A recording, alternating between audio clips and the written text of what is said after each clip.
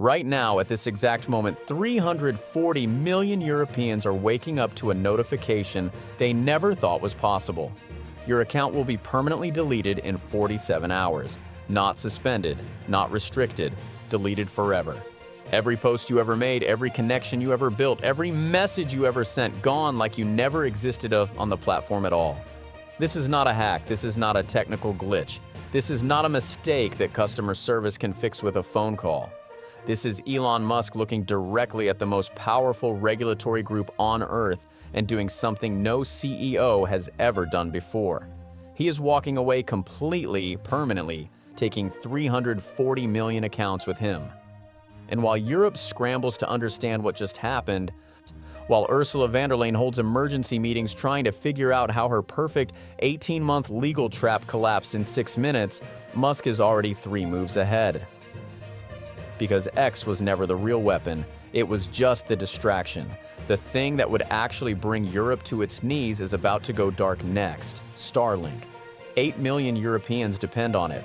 Hospitals, farms, schools, remote communities that rebuilt everything around satellite internet controlled by one man. And that man just proved he is willing to burn billions of dollars to make a point about power. This is the moment the European Union discovered that all of its authority was built on an assumption that just shattered. The assumption that everyone can be controlled with market access. They were catastrophically wrong. To understand why this moment shattered everything, you have to understand what the European Union actually believed it was doing. This wasn't a rushed decision. This wasn't a panicked overreaction to a few controversial posts on a social media platform. This was an 18-month campaign carefully built, legally strengthened, and carried out with the kind of bureaucratic confidence that comes from never having lost before. The European Commission had built what its own officials privately called the perfect case. Every violation written down, every complaint recorded, every piece of evidence assembled into a legal fortress that they believed no company on Earth could escape. The charges against X were serious and specific, like a 20 million euro fine for what regulators described as deliberately deceptive practices surrounding the blue verification checkmark system, the one that Musk had changed from a credential for journalists and public figures into a paid subscription badge that any anonymous account could buy.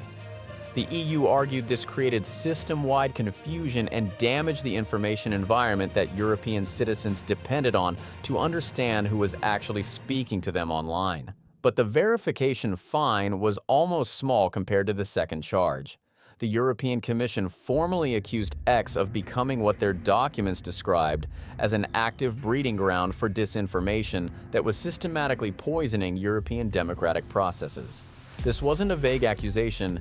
EU investigators had compiled specific case studies, specific viral posts, and specific influence campaigns that they traced directly back to X's algorithmic amplification systems.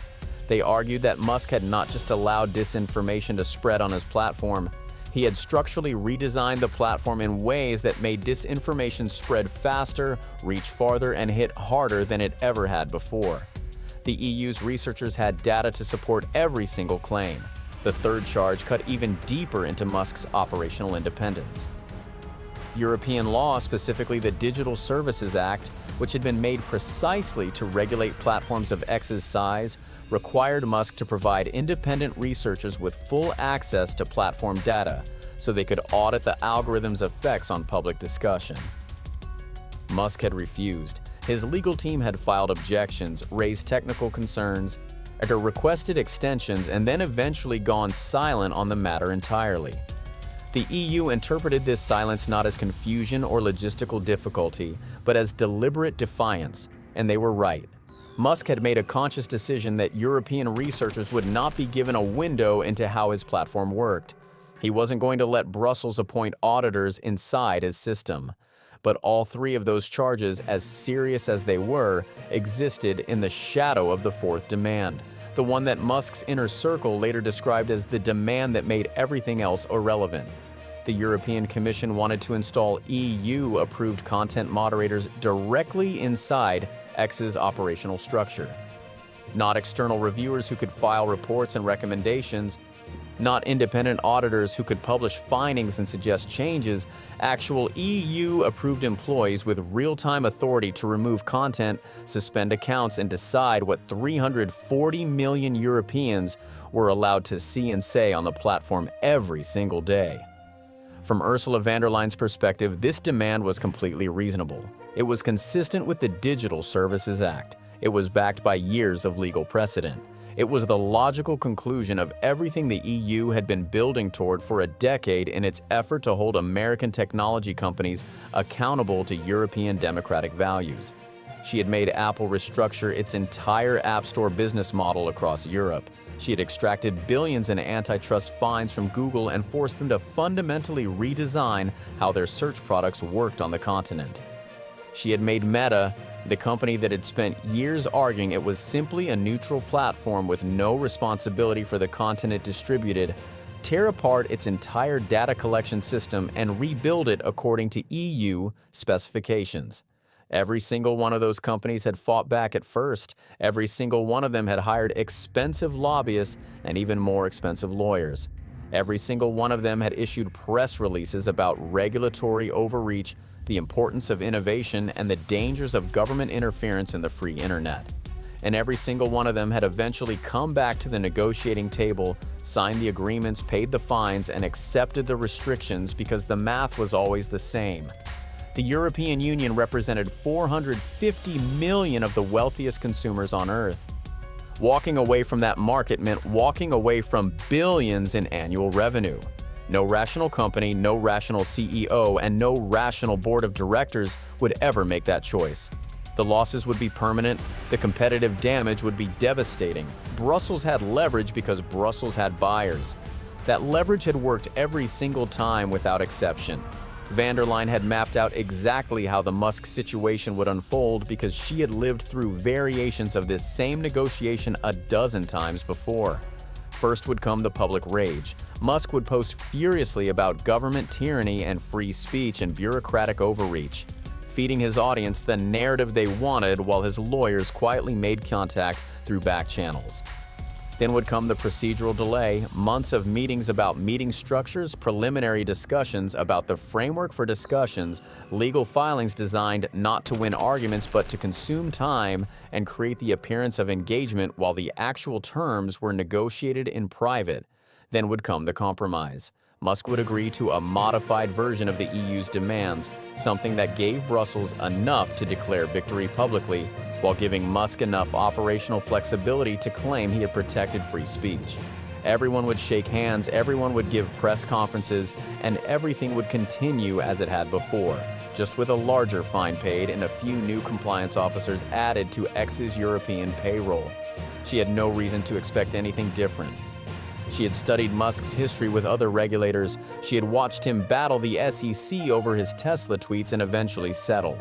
She had watched him argue with aviation regulators over SpaceX launches and eventually comply. She had watched him fight with local governments over Tesla factory conditions and eventually negotiate. He always made noise, he always created drama, he always performed outrage for his audience, and he always, in the end, found a way to work within the system because the system held something he needed. What von der Leyen had failed to understand, what would become the most consequential miscalculation in the history of EU tech regulation, was that Musk's relationship to money and market access was fundamentally different from every other CEO she had ever faced across a negotiating table. While Tim Cook answered to Apple shareholders who held him accountable for every dollar of lost revenue, Sundar Pichai answered to a Google board that measured his performance in quarterly earnings. Mark Zuckerberg had spent years watching Meta's stock price react to every regulatory headline. Every one of those men, no matter how much they personally disagreed with EU demands, operated inside a structure that punished them financially and professionally for putting principles over profits. Musk had bought X with $44 billion of his own money. He had taken the company private specifically to eliminate the shareholder accountability structure that constrained every other tech CEO. He had no board that could overrule him. He had no quarterly earnings call where he had to explain to investors why he had sacrificed $4 billion in European revenue for an abstract argument about free speech and regulatory sovereignty. He could make decisions that would be financially catastrophic for any normal company because the financial catastrophe would fall entirely on him. And he had personally decided it was worth it, and Brussels had spent 18 months building the most sophisticated regulatory trap in EU history without ever once asking the question that would have changed everything. What happens if he simply doesn't care about our leverage? On January 15, 2026, the European Commission issued its final ultimatum. Comply with all EU demands within 30 days or face a complete ban from every app store across Europe, effectively making X impossible to download on any new device across the entire continent. It was the most aggressive action the EU had ever taken against an American technology platform. Inside the Berlaymont building, officials were confident it would end the standoff within days. Musk would see the 30-day clock, calculate the revenue implications, and instruct his lawyers to begin settlement negotiations immediately. Instead, for 3 weeks, there was nothing. Complete silence. No posts, no public statements, no press releases, no legal filings, no responses to EU communications, no appearances by X's European legal team at scheduled procedural meetings. It was as if Musk had looked at the most powerful regulatory body on Earth, read their ultimatum carefully, and then simply decided they did not exist. And while Brussels waited, confused and increasingly alarmed, he was already carrying out a plan so radical, so absolute, so deliberately irreversible that when it finally became public, the officials who had spent 18 months building their perfect trap would be left with one devastating question echoing through their emergency sessions and frantic phone calls. How did we never once consider that he would actually do this?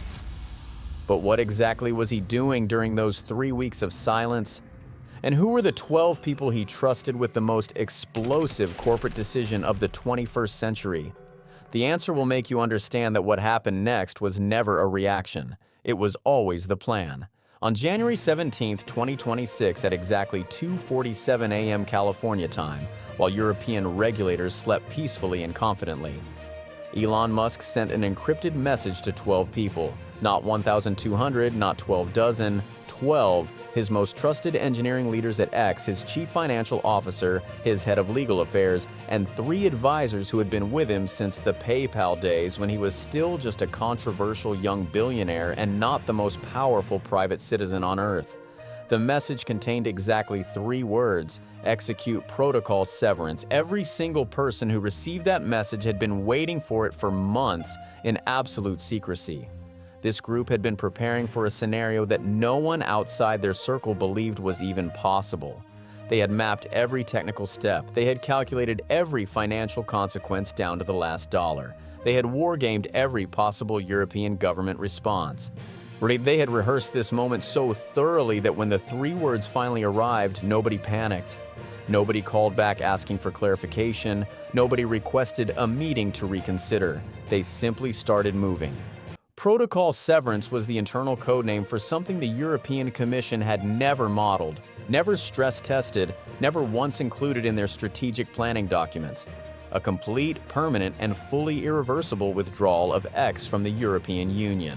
Not a temporary shutdown designed to scare Brussels into softening its demands. Not a negotiating tactic disguised as an exit. A real one, final, absolute. The kind of decision that could not be walked back once the first line of deletion code ran against the first European server. The engineering team split into 3 groups and worked in 18-hour shifts with military discipline. The first group wrote the deletion architecture, surgical code designed to permanently erase every piece of data connected to 340 million European accounts without destabilizing the global platform. The second group unwound thousands of advertising contracts and calculated the exact cost of walking away from $4.2 billion in annual European revenue. The third group, the smallest and most critical, handled something Musk considered more important than the technology and more important than the money. They controlled the narrative because Musk had learned one lesson above everything else in his years fighting governments and regulators and media organizations. The side that wins the story wins the war. And he had already decided exactly how the story would be told. But nothing, not the engineering precision, not the financial calculations, not even the narrative strategy could have prepared Europe for what happened when the announcement finally dropped. Because when Musk pulled the trigger, he didn't just end X in Europe, he lit a fuse that was connected to something far larger, far more dangerous, and far more difficult to replace than any social media platform. And the countdown that appeared on 340 million European screens was just the beginning of how bad this was actually about to get. By the time European officials fully understood what was happening, the countdown was already running on millions of screens across the continent, 47 hours and 23 minutes. That was all that remained between 340 million Europeans and the permanent erasing of everything they had ever posted, shared, built, and said on the platform. Not a warning, not a negotiation window, a countdown. And unlike every previous confrontation between Brussels and Silicon Valley, there was no back channel open, no lawyer on the phone, no executive willing to take a meeting.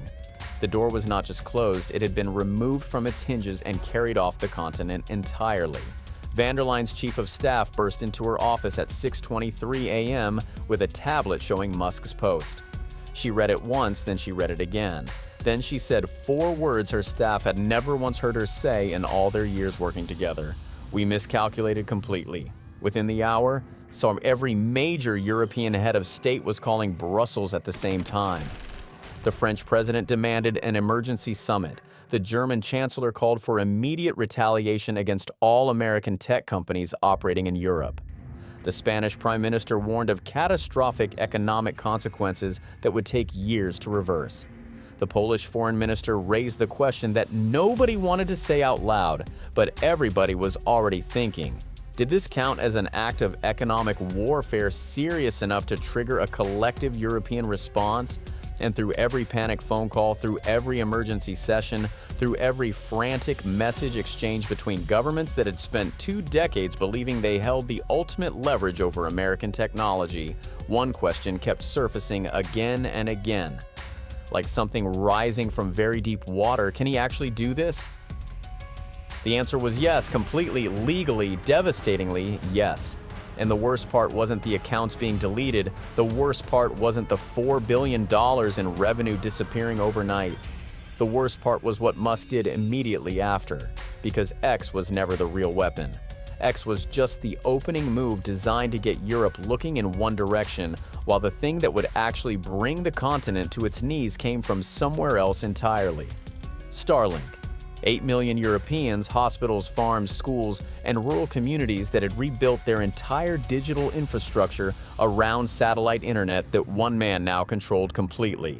And that man had just shown beyond any possible doubt that he was absolutely willing to use that control. If you want to find out what happened when Musk moved against Starlink, whether Europe found a way to stop the shutdown before rural communities lost internet access entirely, and what role Donald Trump played when he realized Musk had handed him leverage over Europe that no American president had ever had before, make sure you subscribe right now so you do not miss the next part. Drop a comment below telling me whether you think Musk went too far or whether Brussels brought this on themselves. And if this story made you see the real power struggle happening beneath the surface of global politics, hit that like button, because what is coming in the next part will permanently change how you understand the relationship between technology power and the governments that thought they controlled both.